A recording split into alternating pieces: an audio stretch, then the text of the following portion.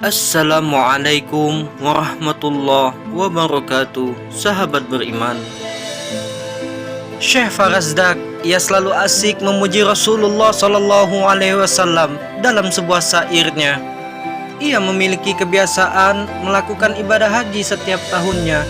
Suatu waktu ketika ia melakukan ibadah haji, kemudian ia datang berziarah ke makam Rasulullah Sallallahu Alaihi Wasallam dan membaca qasidah di makam itu. Setelah selesai membaca qasidah, orang itu menemui sang penyair dan mengajaknya untuk makan siang ke rumahnya. Ia pun menerima ajakan orang tersebut, dan setelah berjalan jauh, sampailah keduanya di rumah yang dituju.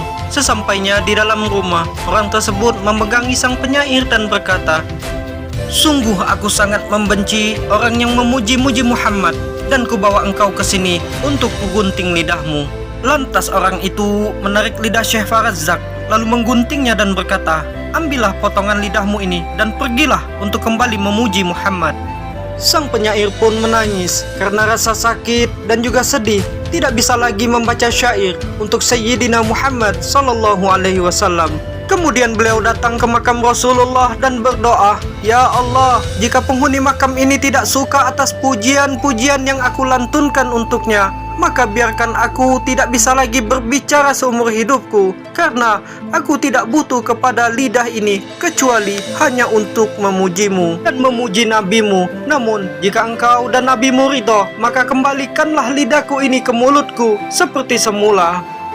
Syekh Farazdak tak henti-hentinya menangis hingga beliau merasa kelelahan dan akhirnya tertidur.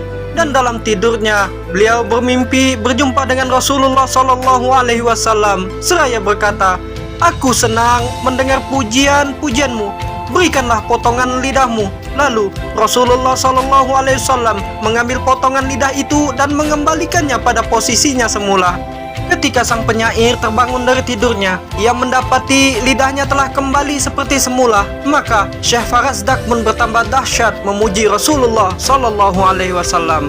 Hingga di tahun selanjutnya, Syekh Farazdak datang lagi menziarahi Rasulullah Sallallahu Alaihi Wasallam dan kembali membaca pujian-pujian untuk Rasulullah Sallallahu Alaihi Wasallam. Dan di saat itu, datanglah seorang yang masih muda dan gagah serta berwajah cerah menemuinya dan mengajaknya untuk makan siang di rumahnya. Syekh Farazdak teringat kejadian tahun yang lalu, namun ia tetap menerima ajakan tersebut.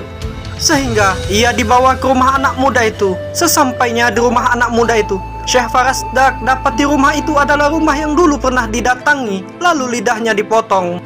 Anak muda itu pun meminta Syekh Farazdak untuk masuk, yang akhirnya ia masuk ke dalam rumah itu hingga mendapati sebuah kurungan besar terbuat dari besi, dan di dalamnya ada kera yang sangat besar dan terlihat sangat beringas. Lantas anak muda itu berkata, "Engkau lihat kera besar yang di dalam kandang itu? Dia adalah ayahku yang dulu telah menggunting lidahmu." Maka keesokan harinya Allah mengubahnya menjadi seekor kera.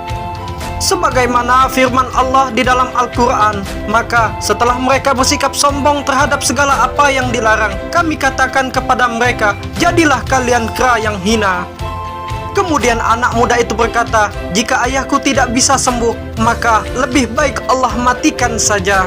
Lantas Syekh Farazdak berdoa, "Ya Allah, aku telah memaafkan orang itu dan tidak ada lagi dendam dan rasa benci kepadanya." Dan seketika itu pun Allah Subhanahu wa Ta'ala mematikan kera itu dan mengembalikannya pada wujud semula. Dari kejadian ini jelas sudah bahwa Allah Subhanahu wa Ta'ala mencintai orang yang suka memuji Nabi Muhammad Sallallahu Alaihi Wasallam, karena pujian kepada Nabi Muhammad Sallallahu Alaihi Wasallam disebabkan oleh cinta dan banyak memuji kepada Nabi Muhammad, berarti pula banyak mencintai beliau.